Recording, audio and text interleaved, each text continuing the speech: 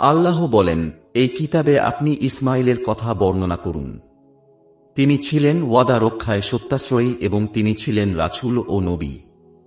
তিনি তাঁর পরিবার বর্গকে ছালাত ও জাকাত আদায়ের নির্দেশ দিতেন এবং তিনি স্বীয় পালনকর্তার নিকট পছন্দনীয় ছিলেন। হযরত ইসমাইল আলাইহিস সালাম ছিলেন পিতা ইব্রাহিম আলাইহিস সালাম এর জ্যেষ্ঠ পুত্র এবং মা হাজেরার গর্ভজাত একমাত্র সন্তান। ওই সময়ে ইব্রাহিমের বয়স ছিল ৮৬ বছর। শিশু বয়সে তাকে ও তার মাকে পিতা ইব্রাহিম আলাইহিস সালাম আল্লাহর নির্দেশে মক্কার বিজন ভূমিতে রেখে আসেন। সেখানে ইব্রাহিমের দোয়ার বরকতে আল্লাহর বিশেষ অনুগ্রহে জমজম কূপের সৃষ্টি হয়।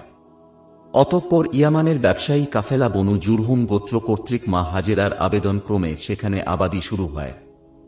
১৪ বছর বয়সে আল্লাহর হুকুমে মক্কার অনতিদূরে মিনা প্রান্তরে সংঘটিত হয় বিশ্ব ইতিহাসের বিস্ময়কর ত্যাগ ও কুরবানির ঘটনা।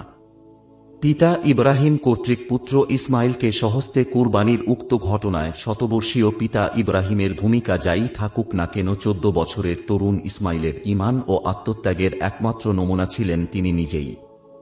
তিনি স্বেচ্ছায় নিজেকে সমর্পণ না করলে পিতার পক্ষে পুত্র কুরবানির ঘটনা সম্ভব হতো কিনা সন্দেহ।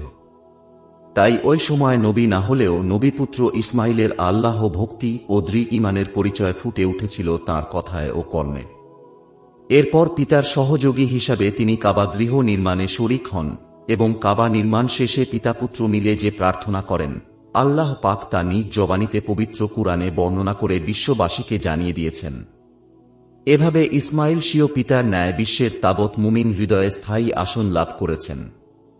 আল্লাহ তাঁর প্রশংসায় সূরা মারিয়াম ৫৪ আয়াতে বলেন, তিনি ছিলেন ওয়াদা রক্ষায় সত্যাশ্রয়ী, যা তিনি জবহের পূর্বে পিতাকে আশ্বস্ত করে বলেছিলেন, হে পিতা, আপনাকে যা আদেশ করা হয়েছে তা কার্যকর করুন। আল্লাহ চাইলে তো আপনি আমাকে ছবরকারীদের অন্তর্ভুক্ত পাবেন। অতঃপর কাবা নির্মাণকালে পিতাপুত্রের দোয়ার বরকতে প্রথমত কাবা গৃহে যেমন হাজার হাজার বছর ধরে চলছে তাওয়াফ ও ছালাত এবং হজ ও ওমরাহর ইবাদত, তেমনি চলছে ঈমানদার মানুষের ঢল। দ্বিতীয়ত সেখানে সারা পৃথিবী থেকে সর্বদা আমদানি হচ্ছে ফলফলাদির বিপুল সম্ভার। তাদের দোয়ার তৃতীয় অংশ মক্কার জনপদে নবী প্রেরণের বিষয়টি বাস্তবায়িত হয় তাদের মৃত্যুর প্রায় ২৫০০ বছর পরে ইসমাইলের বংশের শেষ নবী মুহাম্মদ সাল্লাল্লাহু আলাইহি ওয়াসাল্লাম এর আবির্ভাবের মাধ্যমে। ইসমাইল আলাইহিস সালাম মক্কায় আবাদকারী ইয়ামানের বনু জুরহুম গোত্রে বিবাহ করেন। তাদেরই একটি শাখা গোত্র কুরাইশ বংশ কাবা গৃহ তত্ত্বাবধানের মর্যাদাপূর্ণ দায়িত্বে নিয়োজিত হয়। এই মহান বংশেই শেষ নবীর আগমন ঘটে। উল্লেখ্য যে হযরত ইসমাইল আলাইহিস সালাম সম্পর্কে পবিত্র কুরআনের ৯টি সূরায় ২৫টি আয়াতে বর্ণিত হয়েছে। পিতার প্রতি শ্রদ্ধাবোধের দৃষ্টান্ত তিনি পিতার প্রতি কেমন শ্রদ্ধাশীল ও অনুগত ছিলেন তা নিম্নোক্ত ঘটনা দ্বারা বোঝা যায়। হাজেরার মৃত্যুর পর ইব্রাহিম আলাইহিস সালাম যখন ইসমাইলকে দেখতে যান, তখন তার স্ত্রীকে কুশলাদি জিজ্ঞেস করলে তিনি বলেন, আমরা খুব অভাবে ও কষ্টের মধ্যে আছি। জবাবে তিনি বলেন, তোমার স্বামী এলে তাকে আমার সালাম দিয়ে বলো যে তিনি যেন দরজার চৌকাঠ পাল্টে ফেলেন।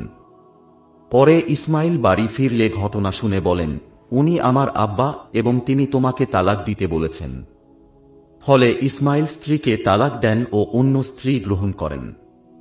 পরে একদিন পিতা এসে একই প্রশ্ন করলে স্ত্রী বলেন, আমরা ভালো ও সচ্ছলতার মধ্যে আছি এবং তিনি আল্লাহর প্রশংসা করেন। ইব্রাহিম তাদের সংসারে বরকতের জন্য আল্লাহর নিকট প্রার্থনা করলেন। অতঃপর তাকে বলেন, তোমার স্বামী ফিরলে তাকে বলো যেন দরজার চৌকাঠ ঠিক রাখেন ও মজবুত করেন।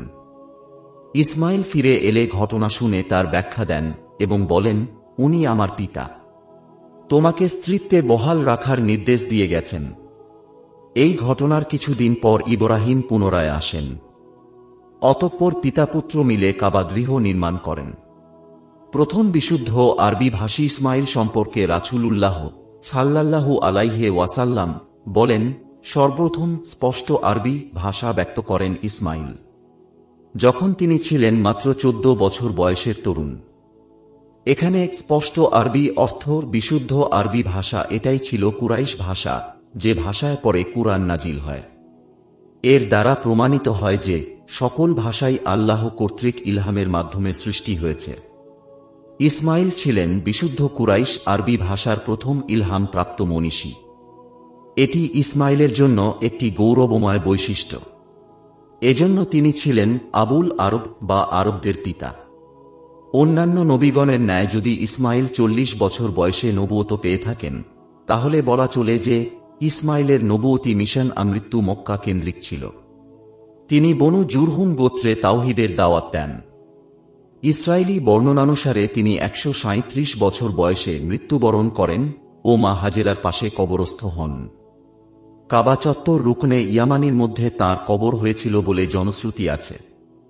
তবে মক্কাতেই যে তাঁর মৃত্যু হয়েছিল এটা নিশ্চিতভাবে ধারণা করা যায়।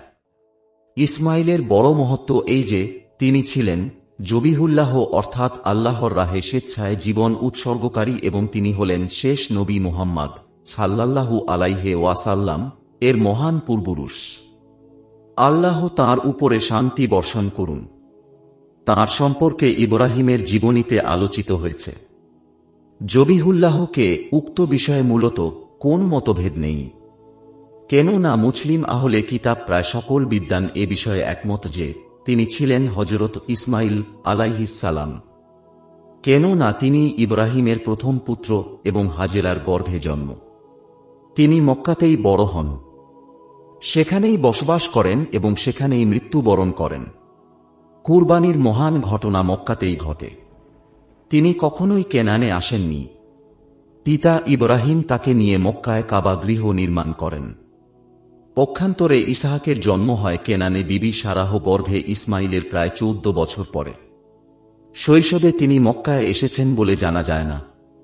পবিত্র কুরআনের সূরা বাকারায় 133 বা 36 ও 40, সূরা আলে ইমরান 84, নিসা 163, ইব্রাহিম 39, সাফফাত 100 হতে 113 আয়াতগুলিতে সর্বত্র ইসমাইলের পরেই ইসহাক ও ইয়াকুবের আলোচনা এসেছে। এ ব্যাপারে সকল ইসরায়েলি বর্ণনা একমত যে ইসমাইলের জন্মের সময় ইব্রাহিমের বয়স ছিল 86 বছর। পক্ষান্তরে ইসহাক জন্মের সময় ইব্রাহিমের বয়স ছিল 100 বছর এবং সারাহর বয়স ছিল 90 বছর।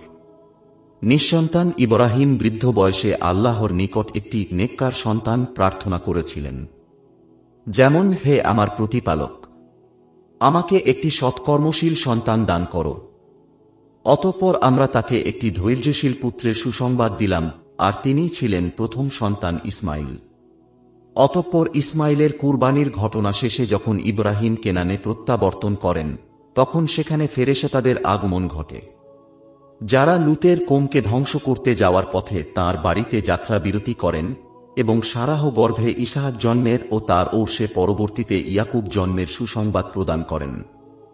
সূরা সাফফাত 101 আয়াতে ইব্রাহিমকে একটি ধৈর্যশীল সন্তানের সুসংবাদ শোনানোর পরে কুরবানির ঘটনা বর্ণনা শেষে 112 আয়াতে বলা হয়েছে, অতঃপর আমরা তাকে ইসহাক জন্মের সুসংবাদ দিলাম, যিনি নবী হবেন ও সৎকর্মশীল গণের অন্তর্ভুক্ত হবেন।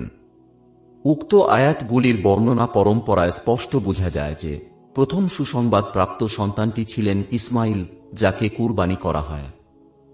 অতঃপর সুসংবাদ প্রাপ্ত সন্তান ছিলেন ইসহাক। যেমন ইব্রাহিম আলাইহিস সালাম আল্লাহর প্রতি কৃতজ্ঞতা প্রকাশ করে দোয়া করেন, সমস্ত প্রশংসা আল্লাহর জন্য, যিনি আমাকে বৃদ্ধ বয়সে দান করেছেন ইসমাইল ও ইসহাককে। নিশ্চয়ই আমার প্রতিপালক অবশ্যই দোয়া কবুলকারী। এখানে তিনি ইসমাইলের পরে ইসহাকের নাম উল্লেখ করেছেন।